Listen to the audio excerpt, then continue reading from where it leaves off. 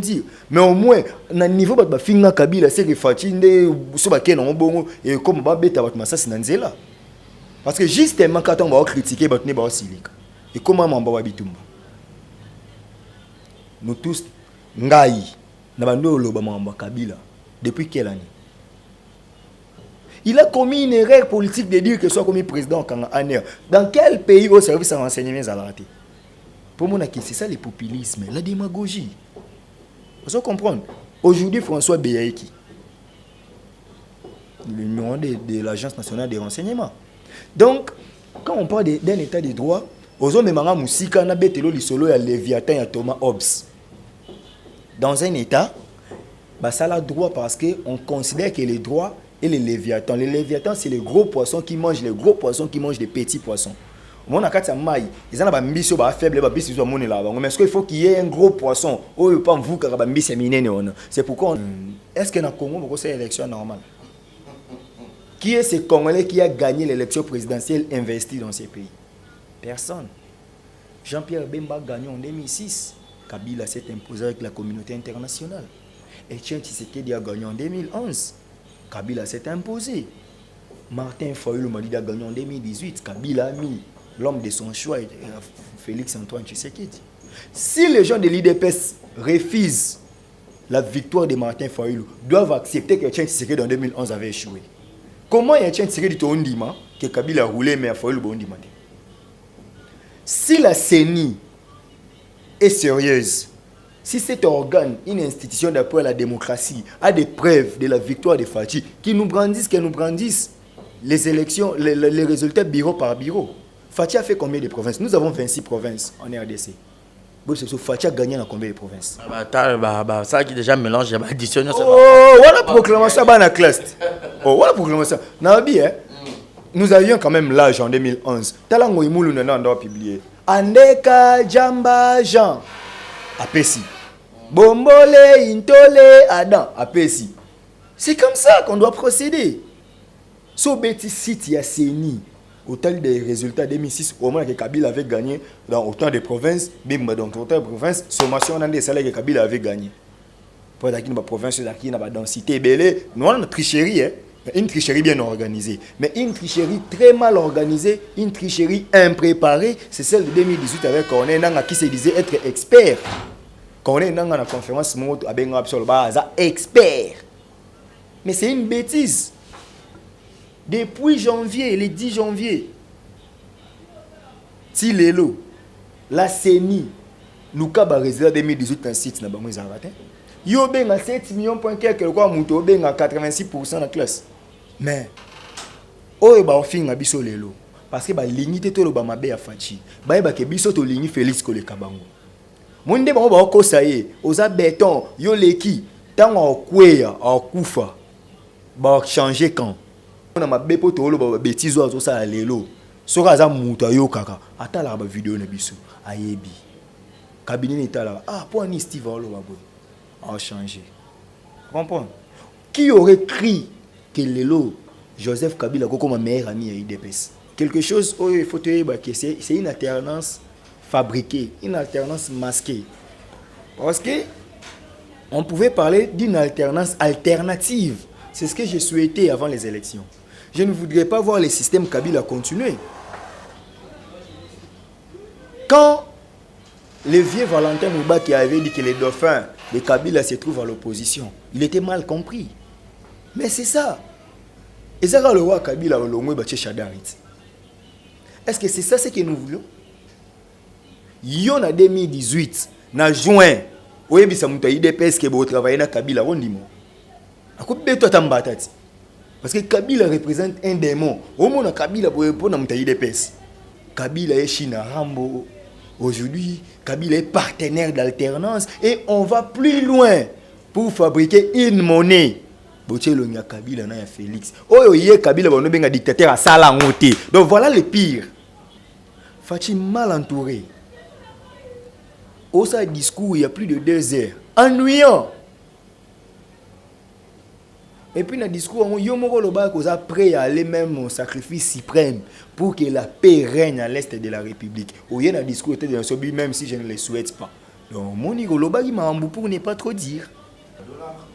Banda facha koma wana. Et là, on y est mon équita.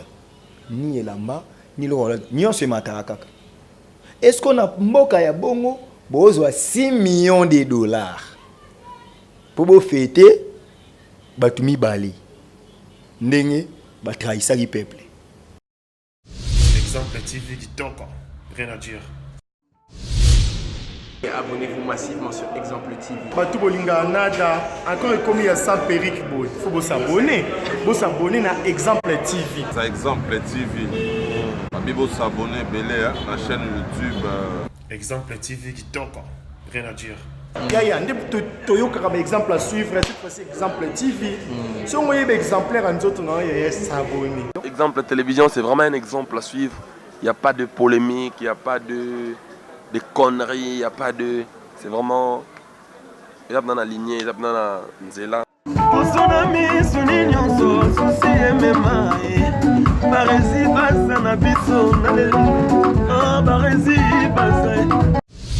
Exemple TV qui toque, rien à dire. Voilà, le devoir m'appelle, je suis Barési Baza, bonsoir fidèle ami internaute, bonjour, tout dépend de l'heure à laquelle vous êtes sur cette émission présentée par moi, votre humble serviteur Barési Baza. Messieurs les journalistes, grand merci à cette grande équipe technique, là je vois à la prise de vue Deyo et à la régie finale Yannick Yura, et un grand merci aussi à mon sponsor, et puis joyeux anniversaire à lui. Yannick Chamba Godson, Bola Moleke Belé. Donc, joyeux anniversaire à toi. Et puis, birthday to you. Donc, Nzamba Baxolo et Belé. Après, ça ouvre vraiment. Mboula et Mapamboli. Oh, Beta qui pendant 40 jours, 40 nuits pour Noé. Et quitter la rue. Ça l'a bien monté, ma Clarisse Ganga. Mama Sociale. Et un grand merci à celui qu'on appelle encore une fois de plus Malik Arafat. Quelle bonne manière. Willy Claude Djama. Thomas Mboya de London. Bruno Aruna. Et 19, Monica Makamo, Maman Brian, Bébé Seignol, Maman Kenaya, et puis Primaël. Je résine à la merveille. Moi, Mamie, je te salue. Voilà, vous savez tous, exemple de télévision, Bissoto Yarapenza, Tokura Rapena derrière les actualités, et surtout l'actualité où ils appellent très, na. Ils ont relié Bisso Sengiga à photo Loba. Donc, à présent, parlons politique de notre pays. Nous allons faire un bilan par rapport à l'année 2019.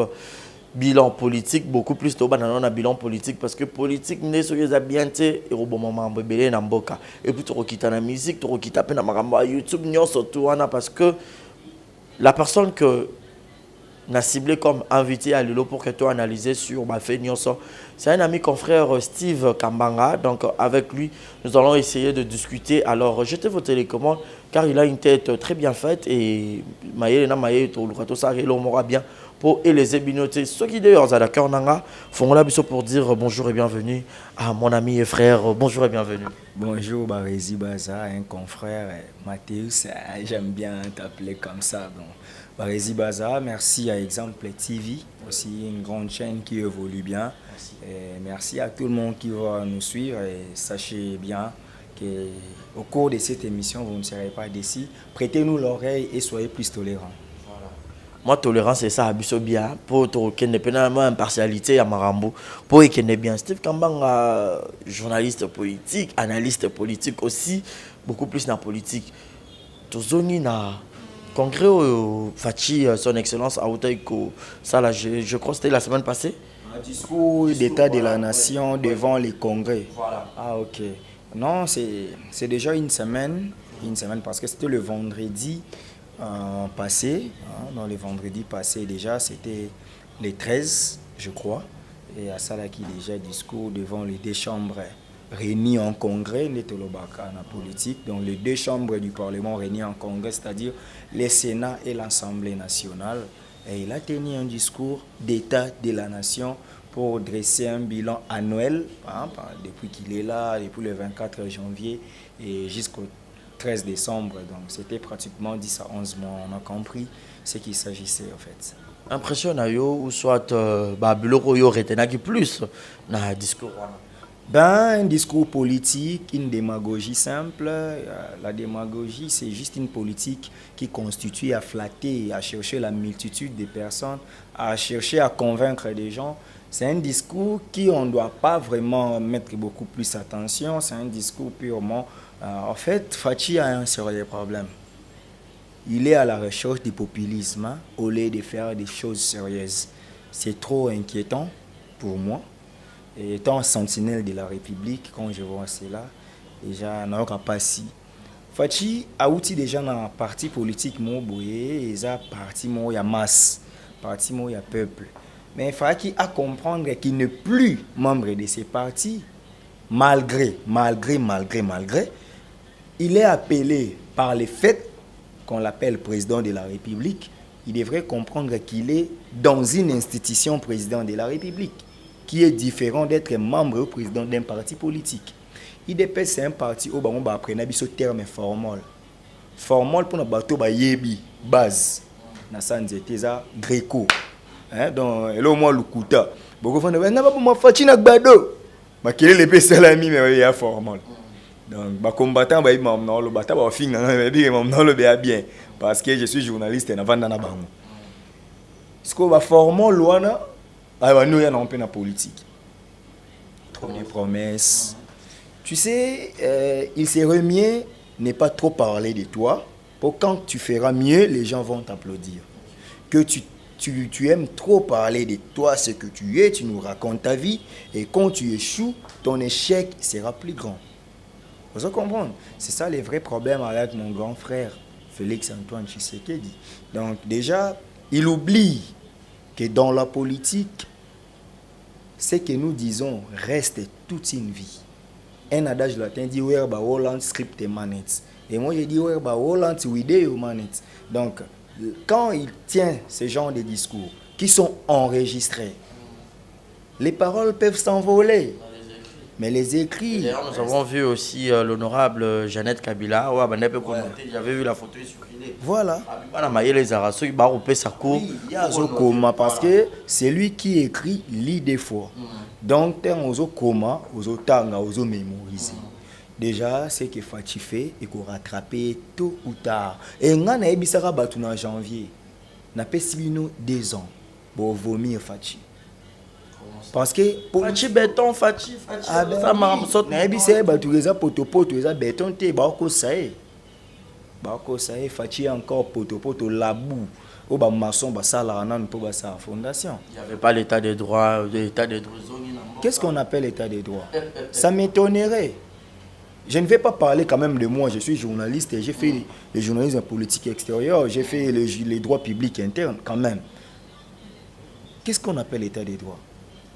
Dans un état de droit, on peut arrêter quelqu'un pour la diffamation, Mike Mukebai, qui jusque-là reste en détention préventive, mais héritier Watanabe, après c'est extap, beaucoup aussi biso gaza na camion et que makala bobimise na nzela bokene. Et priez-moi, ça les vidéos, moi, mon konzakota à Boloroté. On a un état de droit. Dans un état de droit, nous savons en droit pénal spécial, tant balobaka, infraction, on définit une infraction. Gabriel Moki mon aîné parce qu'il y a une vérité.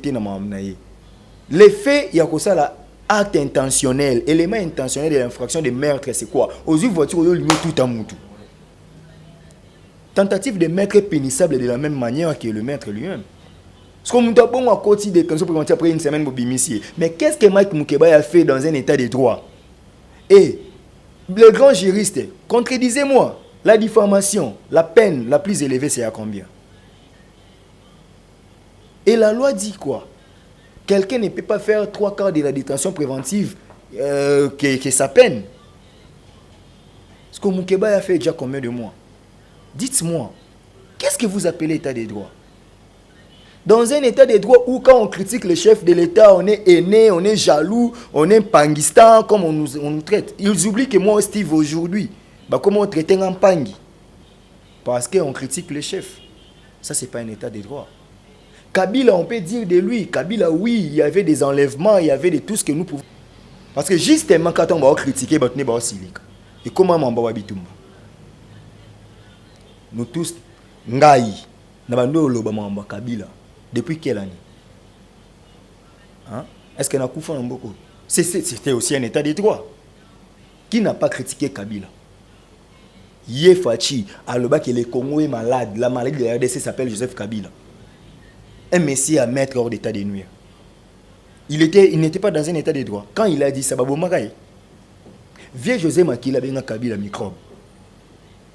Il n'est pas dans ces pays. Makolo Kotambola, aujourd'hui, membre du FCC, c'est lui qui nous a dit que Kabila c'est un Rwandais.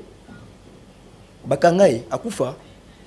Etienne Tshisekedi le 24 avril 2011, na stade Tata Raphaël, Marie-Paul Azolandanga na poto, Baoema ya Chichie, Zonisae na Rwanda, Fundae na ces pays. Qui a été arrêté? Oui, Kabila avait une mauvaise politique avec Aner, Kokangabiso, Kosala. Oui, on en disconvient. Mais Soufachi, lui habite Aner existe encore. Il a commis une erreur politique de dire que soit commis président Kanga Aner. Dans quel pays au service à renseignement a raté? Pour moi, c'est ça le populisme, la démagogie. Vous faut comprendre. Aujourd'hui, François Beyaïki, le numéro de l'Agence nationale des renseignements. Donc, quand on parle d'un état de droit, aux hommes Manga Moussika, Nabetelo Lisolo, ya Léviathan, ya Thomas Hobbes. Dans un état, bah, ça a droit parce qu'on considère que les droits et les Léviathans. Les Léviathans, c'est les gros poissons qui mangent les gros poissons qui mangent les petits poissons. Mon akati maï, ils ont un bisou faible, mais est-ce qu'il faut qu'il y ait un gros poisson? C'est pourquoi on a dit que les droits est là pour mettre fin aux inégalités de la société. Écoutez, Barézi, nous avons sacrifié 10 ans pour faire l'université. Soyons sérieux. Qu'est-ce que vous appelez l'état de droit? Non, on n'est pas dans... D'ailleurs, pasteur David Ekofo avait dit ça. Qu'est-ce qu'il avait dit? Ça, c'est un non-état. Est-ce que la RDC... Bon, sur le plan scientifique, tu as un état parce que les conditions sont réunies. Nous avons une population, nous avons un territoire, nous avons un gouvernement, nous avons une reconnaissance internationale. Sans reconnaissance internationale, une nation n'est pas un état. J'ai fait des débats avec des professeurs, des grands professeurs constitutionnalistes. On comprend? Parce que dans un tel état, mafia, il y a chef de l'état. Yo sur kabaolo muto boyebi ke muto azana mbongo yeyo mais bato ko lobati dans un état de droit. Dans un état de droit yo zo betela nga ya fati. N'est-ce pas que procureur Pexap surtout le bela 15 millions yemo ka kena ba enquête. Depuis que na ba enquête sur 4 mois ngo. A ça peut service suite à ba enquête. On me souffle même que ça fait déjà 5 mois. Depuis on ba 15 millions. Procureur de la République, Flori Kabangini, parce qu'après l'éclatement de la Cour suprême, tu as un procureur général de la République. Le procureur de la République, Flori Kabangini. À ça, la lettre, mon coana, qui est tout le bélamamba, 15 millions. On nous fait taire pendant qu'il va appeler sa solution. Mais où sont nos 15 millions? C'est l'argent du contribuable congolais. Et tu ne mets pas d'un état de droit. Non, ça, c'est pas un état de droit. Ou, si c'est un état de droit, malheureusement, je suis mal placé pour parler de Kabila. Malheureusement. 100 jours, il y a Félix, Toromona, Bassot, Mouton et tout. Mais ça les Rosalima. Non, un échec total. Oh, mais c'est sérieux. Yo vivra na kinte. Yo mona catch no olingo kota nzela ya victoire te. Soza na prince Kasavu boko ta victoire pour Éthiopie. Nzela ezala. Parce que nzela déjà za okufa mais ba bon nzela ezali. Te ba bomisa quand. Bopeto nyonso to wana osanso ke na gouvernement potambola. Tuna gouverneur Gentini Mbaka Ngobila ya Kin. Qu'est-ce qu'il veut de Kin Bopeto? C'est quoi Kin Bopeto? Le but à Kin. Yemo ayebi na ngote. Oza journaliste le roi en Haïti. Mais la mona bande ko na biso musupe ba kendaki kuna ba pandisa ngo ba kendaki ko sur sûrement peut-être ba tuna ki pe bit na landa ki yango. Landa ki yango. Tuna ki yango te. En fait, lui-même en fait, c'est ça les problèmes congolais. Nous avons des animateurs des institutions qui font des choses au bon baby qui est ça la maté, mais quand même on doit les faire pour battre ces pays là. Et puis les problèmes avec nous Congolais, nous avons une courte mémoire. Donc il suffit qu'au ça l'introduction Moroboui. Fatia Sali congrès moi la lutte contre la pauvreté dans lac ma vallée. Ça fait combien de mois? Est-ce que pauvreté on ici? Élément nini déclenchant plutôt au monique des banda pour combattre la pauvreté. Fatia Salari inauguration qui Bopeto. Soyons sérieux. Moi ba avancer ça moi ko bimisa ba bilo on a ba niveau. Ba ça na ngoni. Sont vous les bêtes ils ont na ba niveau. Oui ou non? Surtout que bambolo open mikolo ko beta ba dégâts ko salima wana. Nous avons Metelsat qui n'est pas outillé. météo ayebisé batuke awa na Congo na décembre on voulait rebeta 240 000 mètres cubes. Est-ce que tenir compte na ba dégâts? Voilà. Pour na bango, le peuple congolais c'est un peuple naïf, surtout quinois. Et il suffit au leki au lobby. Et puis ce qui tue les Congolais c'est le fanatisme. So au vandira boy. Yo moko liete fachi beton, yende mo konzi ata bo lobby ya kolongwa te bokomela soki nini ba oloba wana. Oui, to komesana. Mais to mesani dollars est comme 17 000 et quelques. Si Kabila après 18 ans bolo bakatiki dollars na 160 000. Mais ce qu'on fachi pour to comme 5 ans. Pour na espace à 10 mois déjà dollars et mati. D'où vient cette inflation? J'ai réussi un cours en deuxième année de graduat, les finances publiques. Mais dans ce cours, bon, il faut dire comment on peut voter un budget. Comment on a un budget où tu as? Est-ce que impôt, taxe ou qui et qu'il y a un trésor public? Quelle est la dénomination des finances publiques dans l'État? Est-ce budget? Est-ce trésor public? On n'arrive pas à comprendre que nous sommes dans quel pays. Papa, dans ces pays, j'ai des éléments qui prouvent suffisant que ces pays sont loin de décoller. Qu'est-ce que Steve reproche peut-être au président de la République? Son excellence par rapport, il y a un discours, et puis 100 jours, un discours irréaliste, un discours très politique au lieu d'être honnête. Mais ce que j'ai aimé, le fait qu'il a reconnu que la constitution est biaisée, on devrait revenir aux 2 tours des élections. Parce que l'élection présidentielle doit avoir 2 tours. Pourquoi? Parce qu'aujourd'hui, je suis là devant, je cherche un contradicteur, un débatteur. Il y a tout ça un débat. Il y a un programme à Fachi. Bemba na 2006 à l'Obara, la sécurité, la justice et le développement. Pour il y a 2 tours. Il a donné un programme. Et tiens, c'est ce qui est dans le peuple d'abord. Qui n'est pas aussi un programme, un slogan. Mais moi, si j'étais à la place des gens qui étaient à la cellule de communication de Tien Tshisekedi, je n'allais pas faire accepter ces slogans. Le peuple d'abord. Pour les gens qui ont bien étudié les Français, pour moi, on a dit français, mon mingité. D'abord, il y a un adverbe. Cet adverbe, d'abord, a une suite. Après, d'abord, il y a ensuite, et puis il y a enfin. Quand on dit le peuple d'abord, qui vient ensuite et qui vient enfin? D'où? Selon ma compréhension modeste, le peuple d'abord, l'IDPS ensuite, les gouvernants enfin. On vous fait semblant que Mboka est bien, mais bon, on va lire. Parce que le peuple d'abord, qui vient ensuite? Donc, si j'étais membre de la série de communication, et Tien Tshisekedi à l'époque, le peuple d'abord, le peuple ensuite, le peuple enfin. Là, on pourra comprendre qu'ici, ce qui est tiré dessus, pouvoir, peuple comme toi, se retrouver. Mais aujourd'hui, le peuple d'abord, mais 15 millions de boumi dans le cabinet. C'est ensuite, et nous avons encore des soupçons que nous utilisons encore les conditionnels, que les 10 millions de boumi bungira. Allez-y comprendre. Nous sommes dans quel état? En fait, l'élection de 2 tours, oui. Est-ce que aussi Mbappé 2 tours en organisation va tricher? Est-ce que dans le Congo, c'est une élection normale? Qui est ce Congolais qui a gagné l'élection présidentielle investie dans ces pays? Personne. Jean-Pierre Bemba a gagné en 2006. Kabila s'est imposé avec la communauté internationale. Etienne Tshisekedi a gagné en 2011. Kabila s'est imposé. Martin Fayulu Malidi a gagné en 2018. Kabila a mis l'homme de son choix, Félix Antoine Tshisekedi. Si les gens de l'IDPS refusent la victoire de Martin Fayulu, doivent accepter que Etienne Tshisekedi en 2011 avait échoué. C'est le même jeu en fait. Comment Etienne Tshisekedi dit que Kabila a roulé mais Fayulu a demandé? Si la CENI est sérieuse, si cet organe, une institution d'appui à la démocratie, a des preuves de la victoire de Fachi, qui nous brandissent les élections, les résultats bureau par bureau. Fachi a fait combien de provinces? Nous avons 26 provinces en RDC. Fachi a gagné dans combien de provinces? Ça qui déjà mélange, il y a additionné. Oh, voilà la proclamation dans la classe. Oh, voilà la proclamation. Nous avions quand même l'âge en 2011. Talango Imoulou n'a pas publié. Andeka Jamba Jean. Apesi. Bombole Intole Adam. Apesi. C'est comme ça qu'on doit procéder. Bureau par bureau, centre de compilation. On évolue comme ça. So bêtis site y a CENI.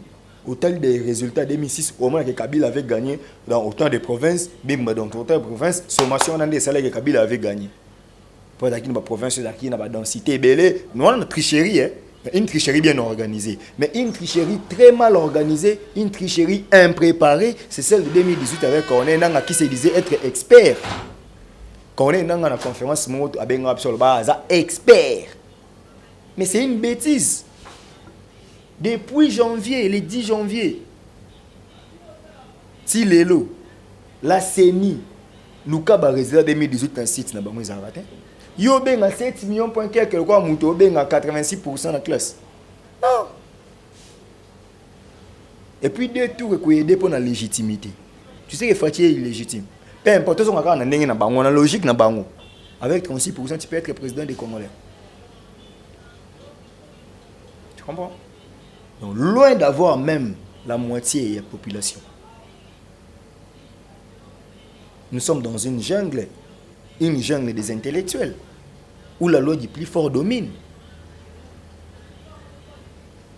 Mais où sommes-nous? Où irions-nous dans ces pays? C'est triste, Barési. Et des fois, quand on me pose des questions de la RDC, ça me frise en fait. Non, qu'à bien été.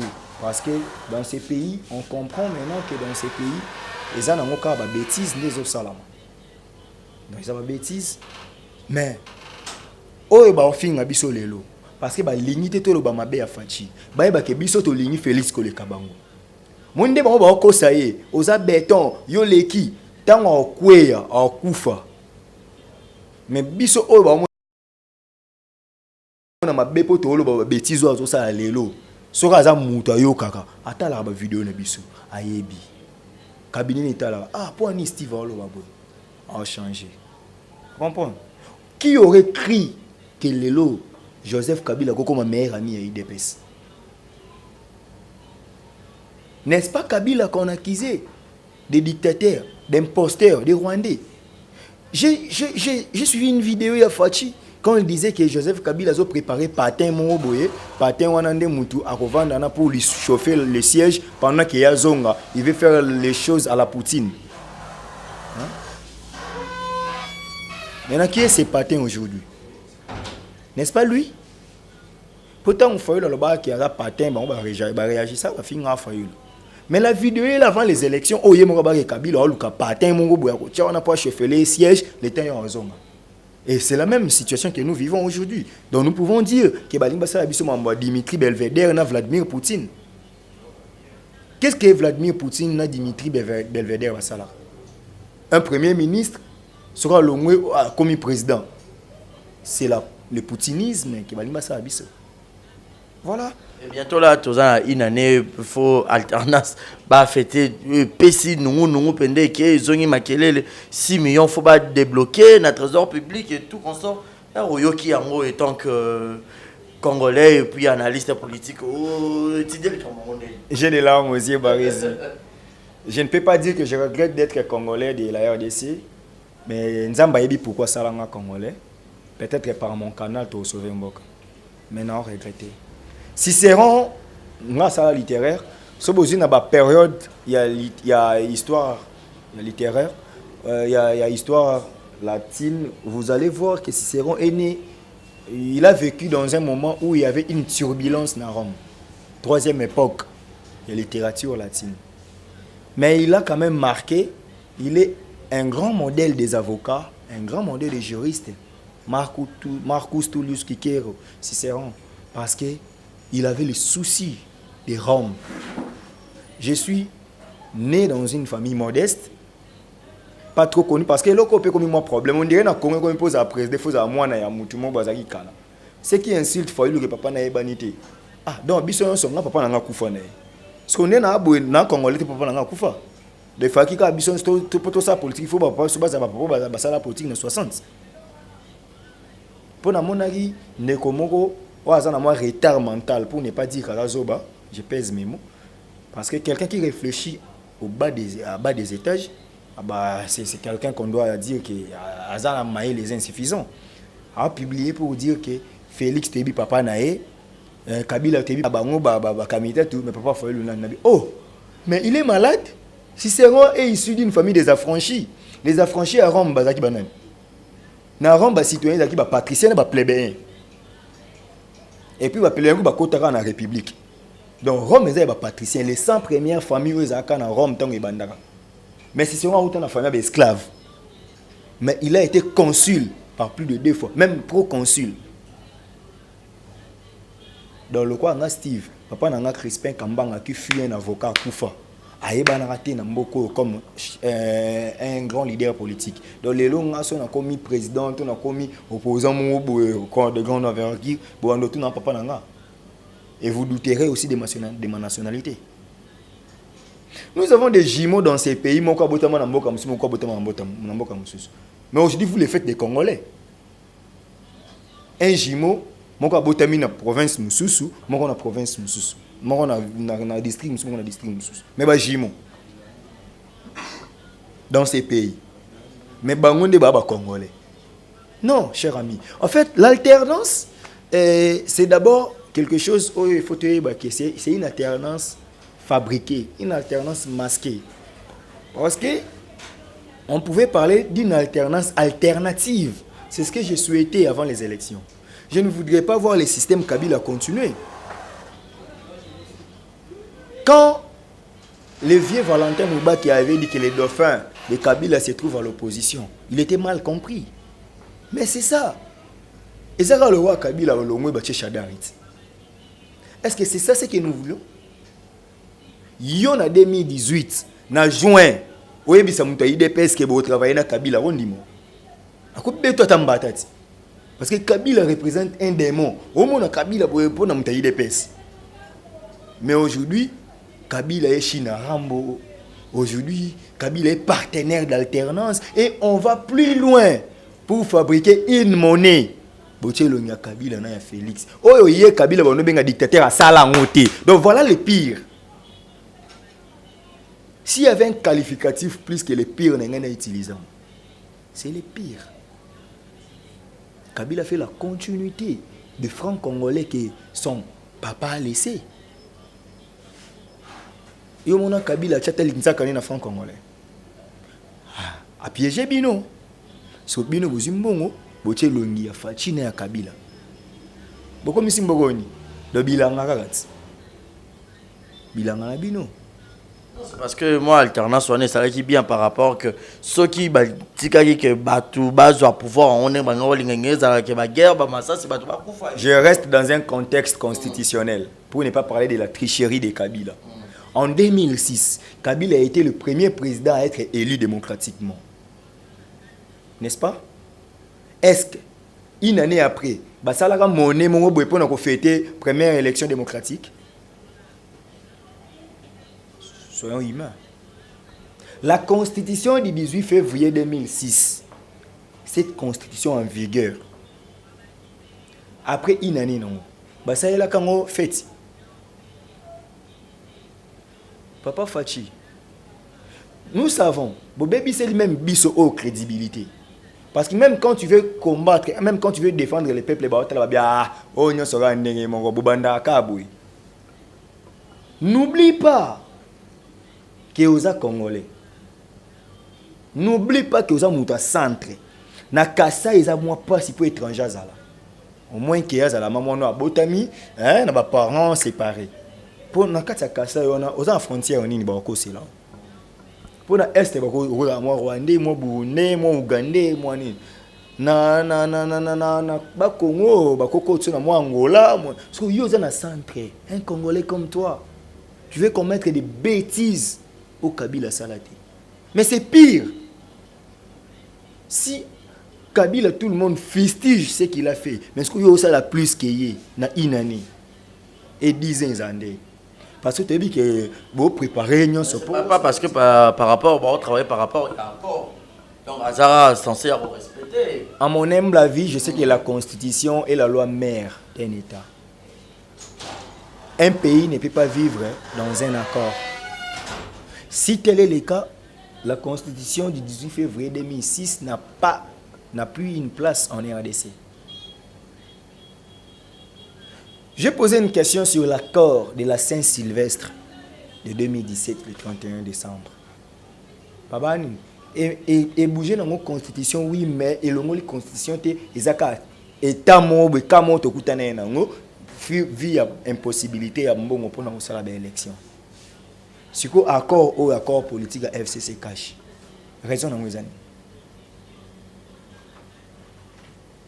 Papa, naza nanga journaliste, na marabato FCC, na marabato cash, na marabato lamuka, na marabato indépendant, mais son nom le ba boye, non le ba étant analyste politique, non le ba étant congolais, étant sentinelle de la République, naza arme à fêter nos bêta muta kufa, puissance à l'ilobaka ande leki à l'issasi, on comprend, ils ont maloba, ne sala qui bat bazo ba idée, Fachi mal entouré. Au sein discours, il y a plus de 2 heures. Ennuyant. Et puis dans le discours, il y a prêt à aller même au sacrifice suprême pour que la paix règne à l'est de la République. Au lieu d'un discours, même si je ne le souhaite pas. Donc, mon Igoloba, il m'a pour ne pas trop dire. Il parle trop. Il parle trop. Deux fois, quand on n'a pas à parler, il faut se taire. Oui, l'autre là, peut-être que c'est aisé parce qu'il n'avait pas à dire. Si tu as dit, maintenant les moments propices. Tu comprends? Il est tellement... On a regretté un de mes grands professeurs, un chef de mission. Mais bah, tu sais, il a un voyage, l'intérêt n'a bino. Oui, que beaucoup de bandari bilan déjà ma B parce que tu on a tricherie électorale. Mais le gars va s'imposer. Faites des choses bien. Faites des choses bien. Qu'est-ce que j'ai à voir à combattre Félix Antoine Tshisekedi? Je veux que ce Congo émerge. Dans le Congo, il y a un slogan. Kimouta a fini la récréation. Kabila fini la récréation. La récréation est ici là. Tu comprends? Au changement de mentalité, ça c'était Kimouta. Et ici là. Donc, on a un slogan sur la bissoire. Et important. Nous voulons du concret. Nous voulons les réels. L'abstraction, c'est dans la philosophie. Nous sommes dans la vie. La vie réelle a besoin de choses réelles. Cette alternance-là, je vous dis, chers messieurs, vous verrez qu'il y a un Congolais. C'est un élu de Dieu. Et ça, occasion,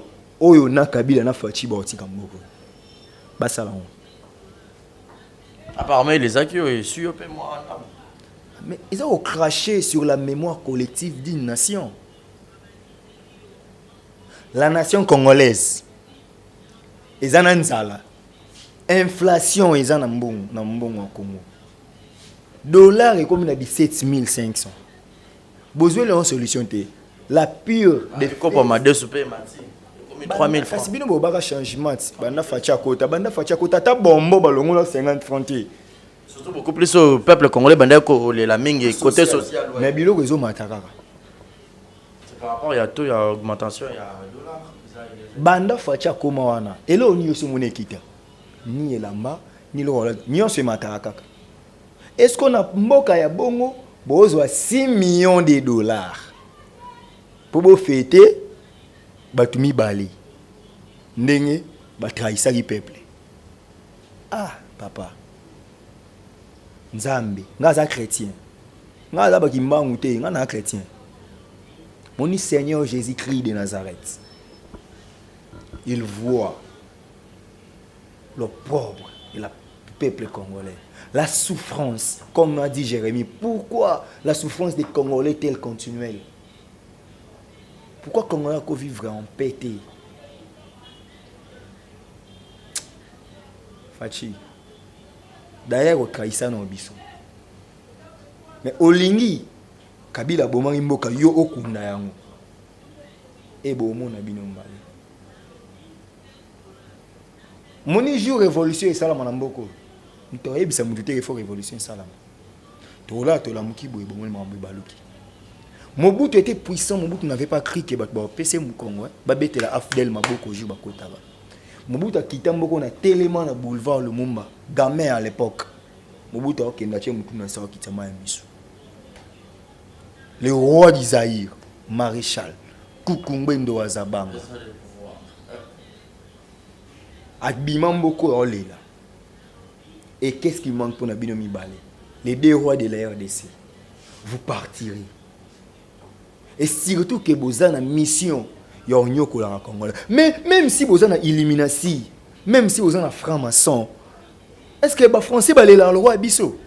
Mais batongo o bino bino zo ba kisna bango basa ke mboka na bango kimeza poni ya bino ne ba conditionner no nyoko la peuple. Lui il est chrétien, na discours na avant bana sambela ke pe na suka peuple ça iba. Plusieurs viendront à mon nom, mais au dernier jour je leur dirai que je ne vous ai jamais connu. Ce n'est pas le fait de dire qu'on est chrétien qu'on l'est. Et la chrétienté n'est pas par la parole, mais la chrétienté elle est par les actes, par la foi. Un chrétien ne peut pas trahir son frère. Un chrétien ne peut pas voler. Le fait de voler la victoire de quelqu'un, on n'est pas chrétien. On est crétin. Voilà Steve Kambanga, donc merci beaucoup Toro sur la Penza. Donc pendant Toro Sangisa, ce qui est politique et c'est le bela, photo le bela car on est congolais, tout mais un peu mettre le point sur les i. Mais beaucoup plus va te belé Barbara, OK, trop côté Fayoulou net aux ara trop Fayoulou. Même pas. Je suis partialité on a mené pas. T'es même pas. Nazo attaqué côté ma besoin net il faut loupé. Et là au monde a sengara naie avant voyager, na moni pas ça liamo. Na ba que moni soza opposant. Na Congo. Soza na Congo ça ba activité réunion sur ba aussi là. Il faut bima. Bima ande vieux chicha bando ça là. Ko betata une année libanda. Jour yo un impact. Monter un impact. Jusque là, il y a la vérité de sûr. Et Etienne Tshisekedi a réclamé Imperium de 2011 à 2016. Il n'a jamais reconnu Kabila comme président. Grande était ma surprise désastreuse de voir Etienne Tshisekedi envoyer sa délégation d'aller négocier na Saint-Sylvestre, na Senko. Etienne Tshisekedi a ça gouvernement. Etienne Tshisekedi a prêté serment au Fayoulou à Salati. Parce que quand on dit que la vérité des urnes, le quoi comment go la Fayoulou. Mais vous vous moquez de Etienne Tshisekedi parce qu'il a fait le pire.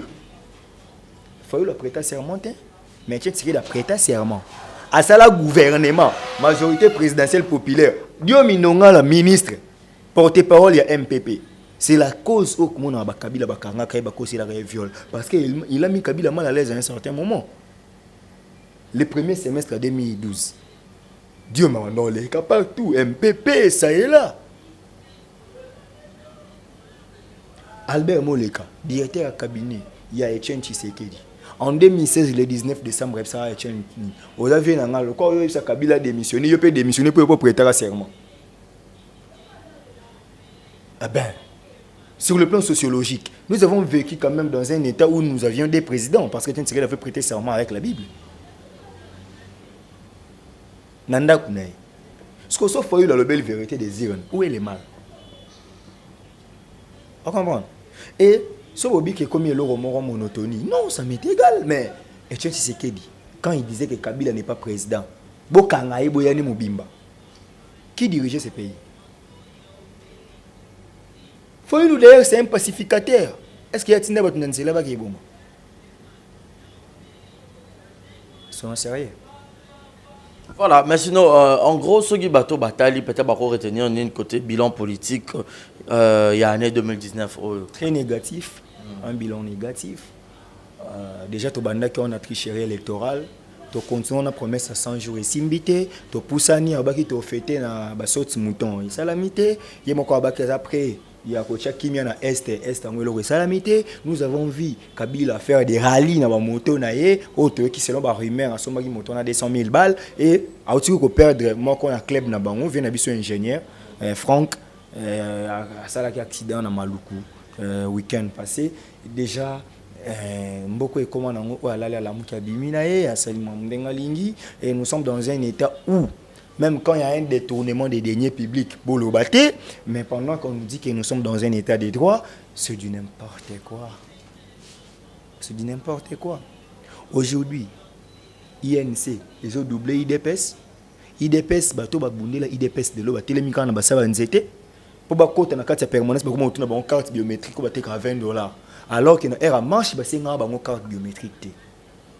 Aujourd'hui, Augustin Kabouya a ebisaka bango ba 70% ya ba membres ya IDPS na ba cabinet. Ba sali yango te. UNC bazana ba kota mukie mais batu na bango bazo se retrouver. Bato IDPS désolé, déçu et comme il cop. Il y a Jean-Marc Kaboundi na ba Kabouya. Tu peux accepter que Rémi Massamba a un Jeep amer na ya PC tiré la propagande en 2006, en 2011. Mais Rémi Massamba a fonctionné. Jacquemaine Chaban, CG à IDPS a vendu ça à IDPS pendant un grand temps de turbulence. Il est où? Le Peter Kazadi. Aujourd'hui, IDPS est devenu un clic.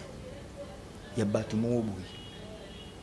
Ba vrai combattant na IDPS ba bato ba kene na ba obi ke bato belé bazan ba travailler ba IDPS na ba président so na ba nini bazan MP.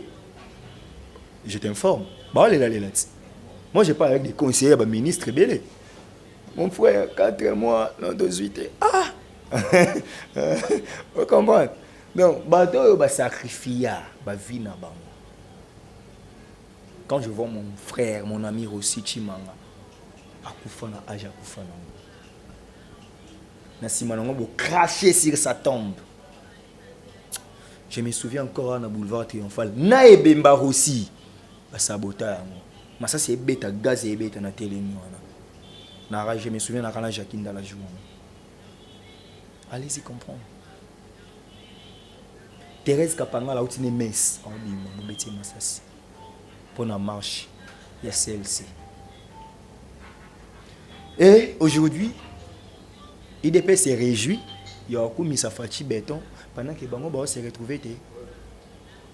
Aujourd'hui, secrétaire général de l'IDPS a pour les émissions, tu n'es pas dans la partie au pouvoir. Est-ce que Bissot Toyamara Babochab te bamon voté dans l'émission? Quand on n'est pas simple, c'est ça. Il y a une chanson que je vous recommande d'un Ivoirien, Alpha Blondy. Pardon. Oui, bien, morceau moi yanze monabi à cette absence d'humilité où mon orgueil défie mon ego. Et je sais que dans ce monde, nous ne sommes pas égaux. C'est pourquoi je vous demande pardon. Tu vois, quand l'orgueil prend la suprématie de l'humilité, la personne verra, c'est comme si Yéné Moutaza super mec, Yéné super homme. L'IDPS devrait enseigner qu'ils ont parti, il y a droit, parti, il y a boué. Mais ce n'est pas ce qu'on nous montre. Vêtu d'orgueil, donc les intouchables. Quelqu'un qui part acheter un salon de $15,000 à ça l'a raté.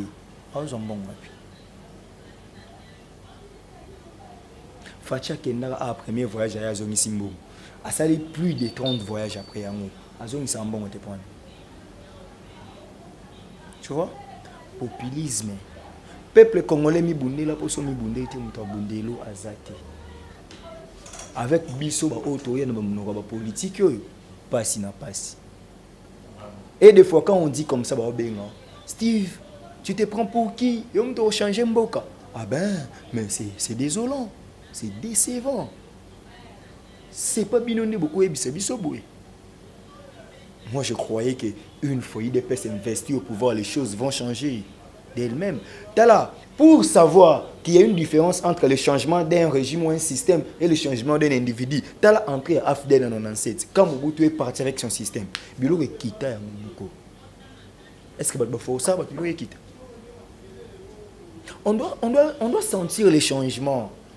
C'est pas qu'on se réveille un bon matin comme ça pour dire que changement alors que le dollar est matin, alors que le bloc est matin, alors que le bateau est reflété n'engeni. Tout ce qu'il y a quelques jours après la Noël, le 20 ans, tout ce qu'il y a 5 jours déjà pour la Noël. 4 jours. 4 jours. Voilà. Ah, ouais. Mais bana ba vivre ndenge. Fachi béton.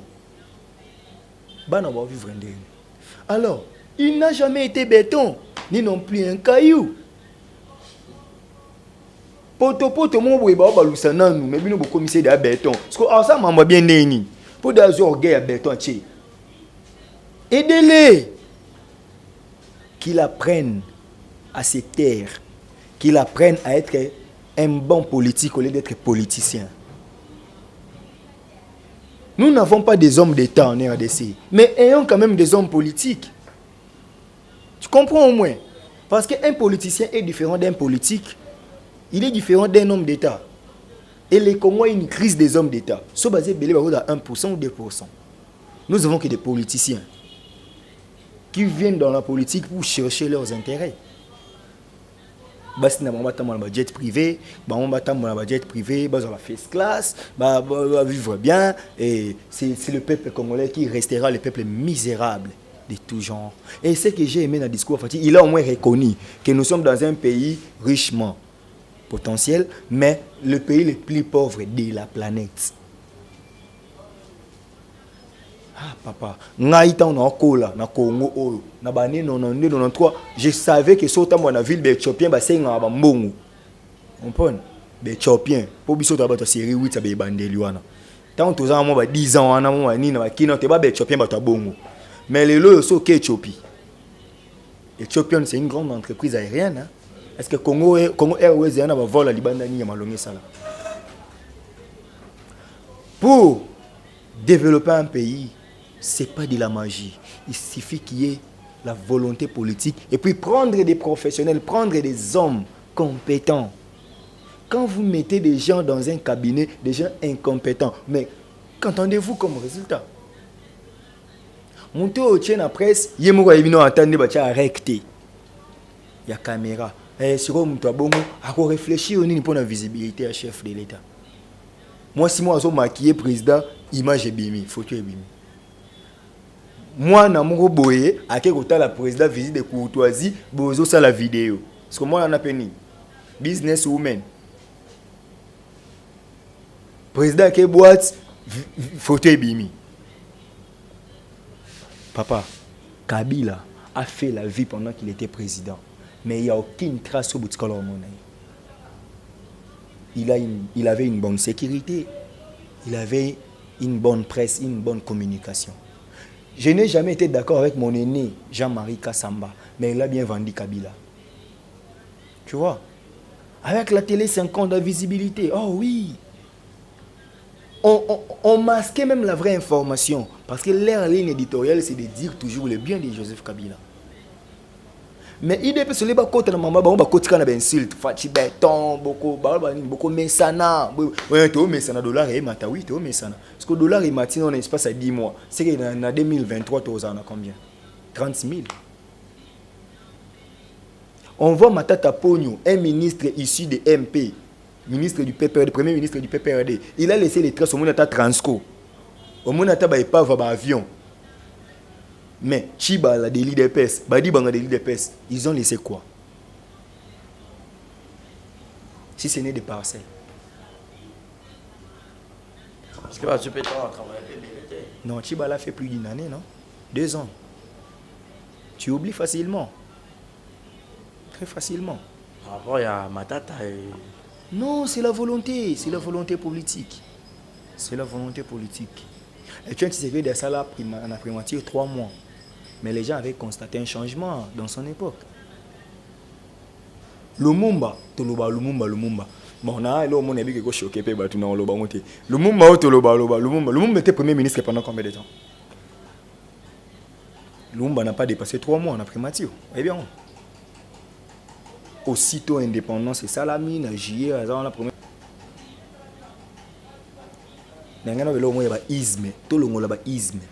En principe, le lumumbisme ne devrait pas être une doctrine. Ça va léser les gens, mais je suis trop scientifique. Le lumumbisme est la doctrine. Il a enseigné ces doctrines pendant combien de temps? Une année la politique. Il y a Congo, hein, avant l'indépendance, tout ça. Après l'indépendance, parce que l'isme on est au terrain. Doctrine est cause à la sérieux, c'est le bouddhisme. Parce qu'il a fait ses siens pendant plus de 3 décennies. Assofachi, Tshisekedisme, et où tu vois? Quelle est d'abord son idéologie? Naïbsa Batou, en 2011, que Batou Batanga Baebi. Quand on parle des courants politiques, IDPS, Parti social-démocrate, Bao et le pouvoir n'a pas perdu des partis social-démocrates. C'est absurde. En France, François Hollande na filon ba où est le pouvoir. Et ça matin. Mais au moment que na Congo nous avons une politique des individus. Celui-ci ne nous plaise pas.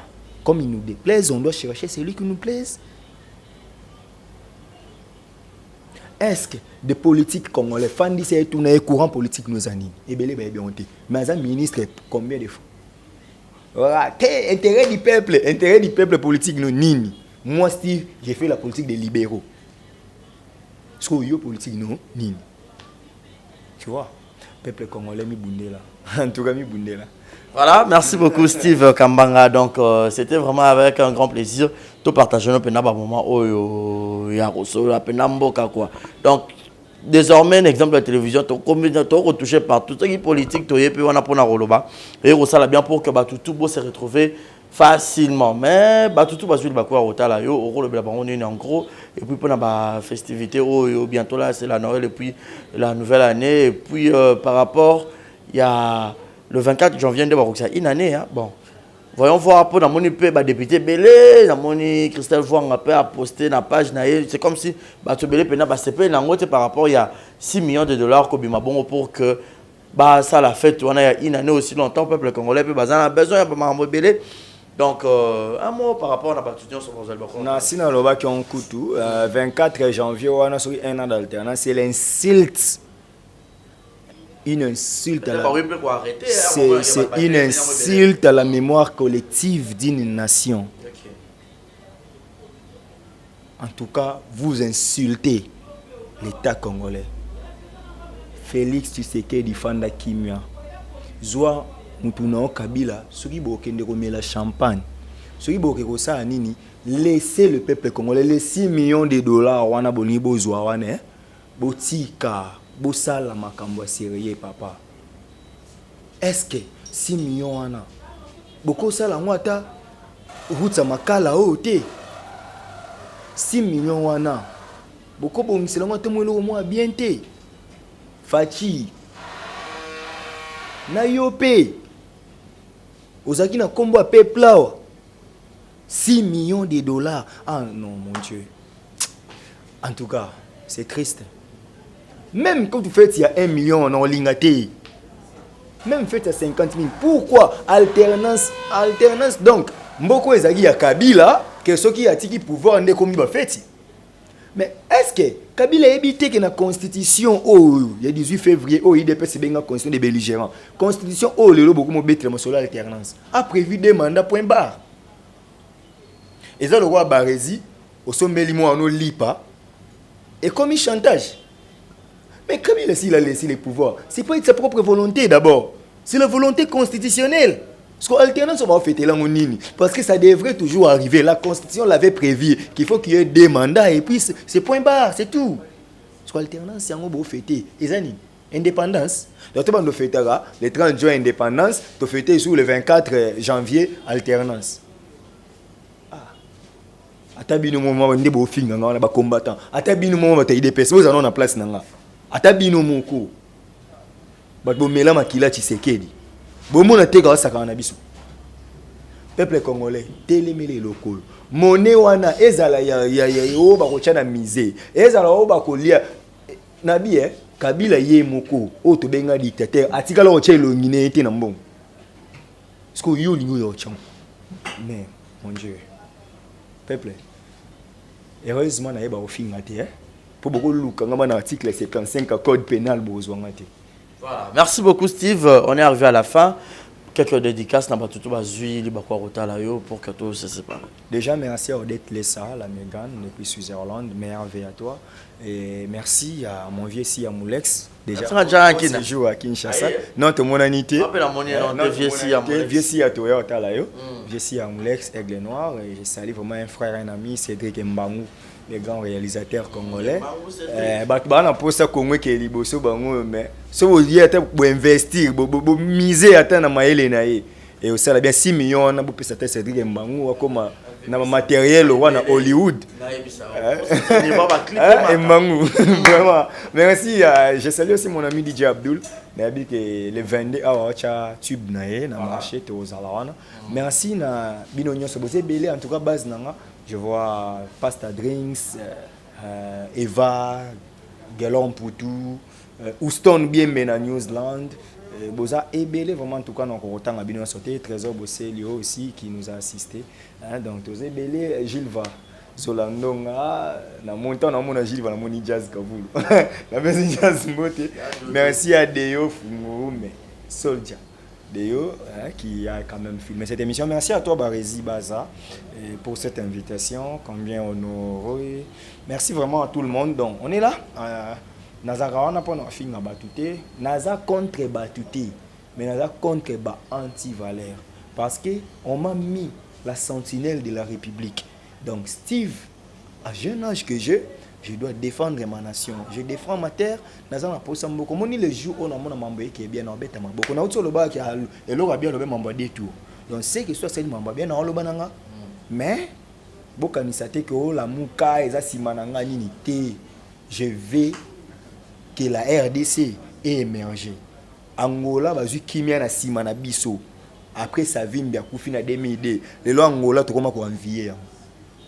Vous comprenez?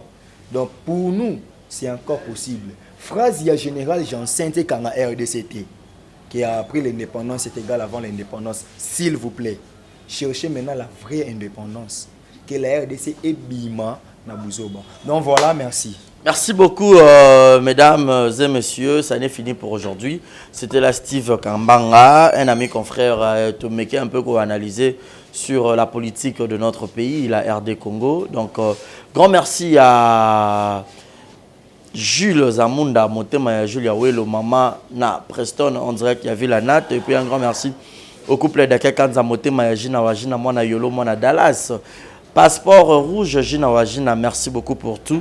Un grand merci aussi à Malolo, Maloris, la Congolaise, à tout seigneur, à tout honneur, Gilio, mon amputu Yaïgueto Kamazi depuis Montréal. Et un grand merci à cette grande équipe qui a réalisé cette émission. C'était là Barési Baz à la présentation de cette émission. Et comme invité, c'était Steve Kambanga. Avec lui, nous avons essayé de parler, de discuter, débattre. On vous dit bye bye et portez-vous bien. Bonne suite de programmes sur Exemple Télévision. Meilleure veille à tous et à toutes. Et joyeux Noël déjà. Et puis, bonne fête de Nouvel An. On vous aime. Abonnez-vous massivement. Bye bye. Exemple TV qui toque. Rien à dire. Et abonnez-vous massivement sur Exemple TV. Batou Bolinga Nada, encore comme il y a 100 périques, il faut s'abonner. Vous s'abonner à Exemple TV. C'est Exemple TV. Bibo s'abonner belé la chaîne YouTube. Exemple TV qui toque. Rien à dire. Il y a un exemple à suivre, cette fois-ci Exemple TV. Si on voit un exemplaire en autres, il y a s'abonner. Exemple télévision, c'est vraiment un exemple à suivre. Il n'y a pas de polémique, il n'y a pas de conneries, il n'y a pas de... C'est vraiment... Il y a dans la lignée, il y a dans la nzela.